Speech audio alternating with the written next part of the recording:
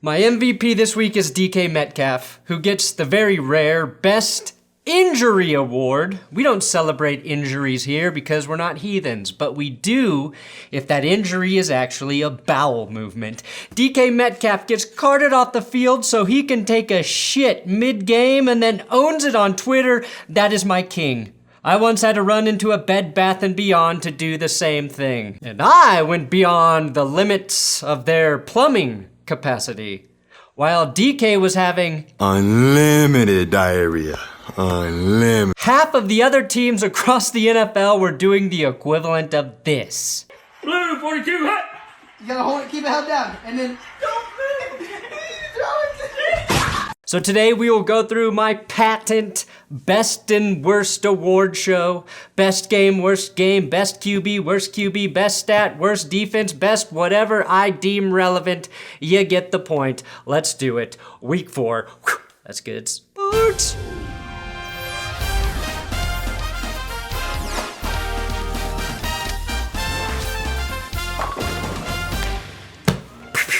Please subscribe to this YouTube channel. My wife and daughter are sick and they need medicine. You don't subscribe, I can't afford it. Today's episode is sponsored by Underdog Fantasy. If you want to test your skills against me in this week's fantasy leagues, download the Underdog app or go to underdogfantasy.com and use my code THATSGOOD. There's a link below for this week's contest. I'll have details in the description, but as soon as that league is full, the draft starts, which is about 6 rounds because it's for this week's slate of games. It's really simple. You just draft your team in my league, and whoever scores the most points that week wins. If you want to use your brain for the pick'em games and live in one of the qualifying states, you can win up to 20 times your money. Build a pick'em entry with 2 to 5 players and guess higher or lower in stat totals for the week, or pit 2 players' stats against each other in the Rivals contest. Again, you use my code THATSGOOD or the link below, and Underdog will double your first deposit up to $100. My one big question after Sunday is, how does one snap the fucking? Snap the fucking. Just kidding. Best QB! He might not have been the best quarterback statistically, but damn, I'm giving this one to Cowboys QB Cooper Rush, who's now 4-0 to start his NFL career after defeating the Commies. 3-0 this season in starts for Rush. Now, Cooper was just 15-27, but played mistake-free football as he has all season. Call him Gold Rush because this guy is gonna strike it rich this offseason. Maybe this season if the Panthers get a little antsy. Worst QB? Well, I think I have to change this award title to be Worst QB Not Named Fields, or this may become redundant very quickly. I'm going with the only quarterback who got benched, Mitch Trubisky. He's gonna sit down and he's gonna keep that ass seat warm for Kenny Pickett. I mean, just look how Mitch Trubisky makes this ball go right through Deontay Johnson's hands and specifically guides it to the Jets. Also, look at this perfect throw by Mitch. Not so perfect if the refs call it a not touchdown. Can't do that shit, Mitch. Look, Trubisky kept taking sacks and was just 7 of 13 for 84 yards before Tomlin made the switch. Insert Kenny, and Pickett's first NFL throw is picked. You can't spell Pickett without pick, can ya? Is Kenny Pickett, though, a better running back than Najee Harris? Is he the best short yardage Steelers back since Jerome Bettis? I think so. And while his debut was a mixed bag, none of his 13 passing attempts touched the ground.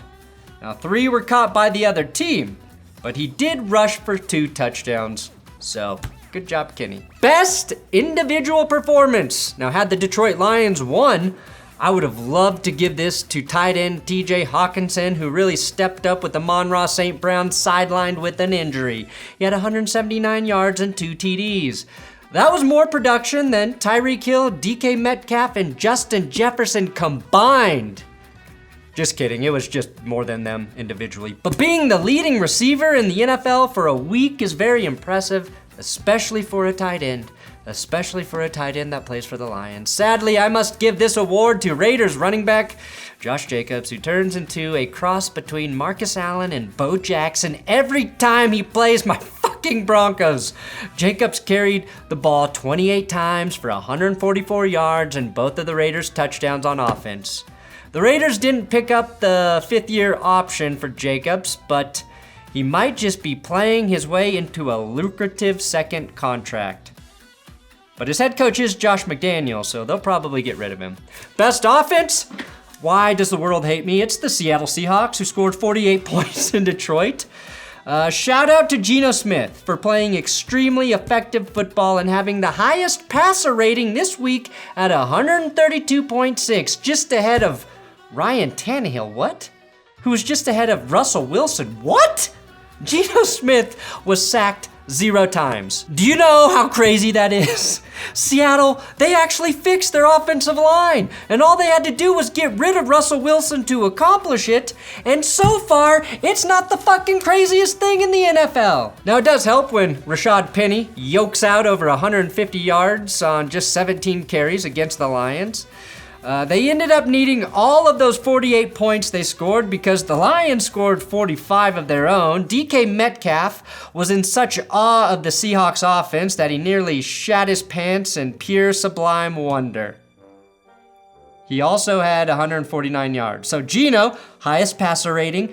Rashad Penny, most rushing yards. DK, third most receiving yards. That's why you get the best offense. Best defense? Well, the Cowboys defense forced 2 Carson Wentz interceptions and held him to 4 yards per pass, ultimately holding the Commies to 10 points.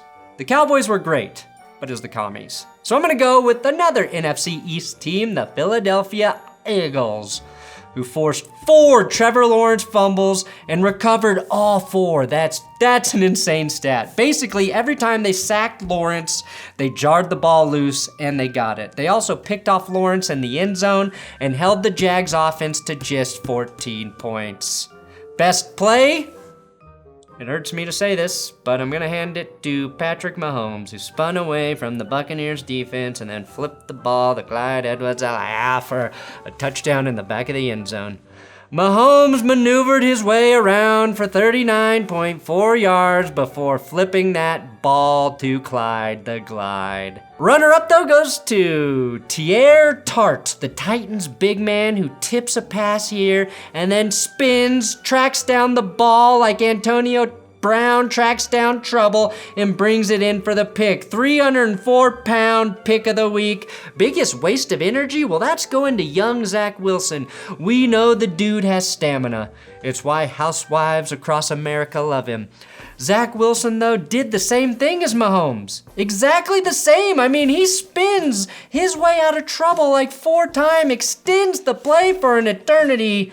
The difference, he just threw the ball away. Zachy Wilson did catch a touchdown pass, which was a runner-up for best play. Nice return for Zach Wilson. Worst play. This auspicious honor will go to Melvin Gordon, who basically shovel passed the ball to the Raiders' defensive back, Amik Robertson, who then ran the ball back for a 68-yard touchdown. First defensive TD for the Raiders in 3 years. Gordon kind of has a 6th sense for fumbling at the absolute worst time. Speaking of 6th sense, I feel like Broncos fans are Bruce Willis, in that we've been dead the whole fucking time. Gordon has fumbled 5 times in 44 carries and seen 3 of his fumbles go for touchdowns in the last 12 games. Also, we got this incredible dive from one Garrett Bowles at the very end. Garrett, you get my best moment award, reminding us all to never give up. But also reminding all of us that even if you never give up, you will still probably not achieve your dreams, because that's how life actually works. You will work your ass off just so you can keep fucking losing.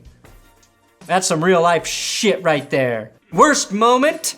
John Harbaugh passes up a lead against the Bills in favor of an interception. It was 20-20, tied late in the 4th. Baltimore, they had a free 3 points on deck, especially with Tucker. But Harbaugh calls for a pass that gets picked off and swings the end of the game in the Bills' favor as Tyler Slap out of base nails a game-winning chip shot. This also led to Marcus Peters nearly killing Harbaugh at the end of this game.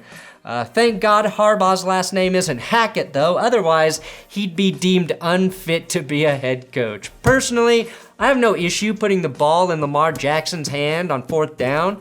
That's what you want to do with a quarterback as good as Lamar. But in close games, just take points. Take the points. The Ravens didn't score any points in the second half. That was the real problem. And the Ravens now feel like Jack Lemmon from Glengarry Glen Ross. Can't play in the man's game, you can't close them, then go home and tell your wife your troubles. The luckiest play of the week? Well, that goes to Lamar Jackson, Houdiniing his way out of a would-be Von Miller sack. A very hard thing to do, but that's not luck. That's just Lamar Jackson being otherworldly. The lucky part is Jackson then throws up this ill-advised pass that somehow still gets caught by Devin Duvernay after Mark Andrews plays some textbook defense here to keep it out of Buffalo's hands. Sadly, that used up all of the Ravens' luck for the second half. Best stat, rookie QB Bailey Zappi throwing the first touchdown of the season by any rookie QB all year. None of us saw that one coming. He fired a 25-yard dart against the Packers after Brian Hoyer went down with a concussion. Hoyer, of course, was filling in for Mac Jones, who may have died last week, which is totally fine because he was AI and Belichick created his lookalike, Zappi, in a lab somewhere. Also, Bailey, you get my Benchwarmer Brew, Benchwarmer Brew Bench Player of the Week award. Sure, you didn't win, but you took it to OT against a formidable foe. BenchwarmerBrew.com. That's where you can buy my coffee. Ooh, if I could sell poppy seeds and drugs. Well, coffee's a drug. Come buy my coffee. It's a legal drug. Worst stat? The Lions and their opponents have combined for 281 points through the first 4 games. That's the most in NFL history. Detroit leads the league in points scored per game with 35. That's impressive. It's more than the Chiefs. It's more than the Ravens. But they also lead the league in points allowed per game with 35.3. That's why you're 1-3, Detroit. Best game? Well, the best game was the one most people probably missed because it started at the ass crack of dawn. Believe it or not, we actually got a great game out of Andy Dalton and Kirk Cousins in the year 2022. Dalton was on his game, and Kirk proved once and for all that London games do not count as prime time. Kirk drove down the field to set up a clutch field goal, and Andy Dalton nearly did the same, if not for the double doink from Will Lutz. Worst game? Instead of focusing on the negative or the worst game, I want to swing positive. Because running backs dominated. A bunch of guys had great days. Dameon Pierce, Rashad Penny, Miles Sanders, Saquon Barkley, Nick Chubb, Josh Jacobs, Aaron Jones, Jamal Williams, Derrick Henry all went over 100 yards. Austin Eckler had 3 touchdowns out of the backfield. So here are some of their runs with music. The greatest gift I can give, removing my annoying voice from the video. It is now game time. Round 1. DJ Debs versus the obstacles of life. Fight!